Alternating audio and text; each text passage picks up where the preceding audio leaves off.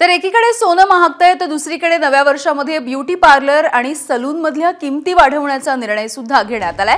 Salon आणि beauty parlour असोसिएशनने हा निर्णय घेतलाय। जानेवारी 2025 पासून ही दरवाढ होणार आहे। वाढती महागाई, जीएसटी, महानगरपालिकेने वाढवलेलं परवाना शुल्क या सगळ्यामुळे भाववाढ करावी लागत असल्याचं संघटनेचं म्हणणं आहे। सलून आणि ब्युटी पार्लरच्या सध्याच्या दरामध्ये किमान 20 ते 30% भाववाढ होणार असल्याचं सलून संघटनेकडून सांगण्यात आलेलं आहे।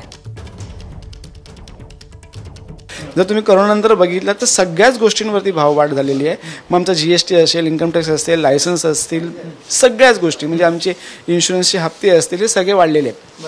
ऑल ओव्हर महाराष्ट्र वाढ आहे। हो, ही ऑल ओव्हर महाराष्ट्रामध्ये वाढ आहे। सर्व्हिसेस मध्ये कशी जी सर्व्हिसेसच्या ज्या प्रोडक्ट्स आहेत त्या प्रोडक्ट्सवरती आमची जी भाववाढ आहे त्या प्रोडक्ट्सवर डिपेंड असते, कारण प्रोडक्ट्सच जवळजवळ 40% वाढलेले आहेत। मग आम्ही आमच्या संपूर्ण ब्युटी पार्लर असोसिएशन माध्यमातून आमच्या सलूनवाल्यांना आणि ब्युटी पार्लरवाल्यांना सांगतो की किमान 20% वाढ बेसिक गोष्टीवरती करा, जी काळाची गरज असते। म्हणजे केस कापणं, दाढी करणं ही रोजची गरज असते, हेअर कट आणि शेविंग, त्याच्यावरती किमान 20% वाढ करा।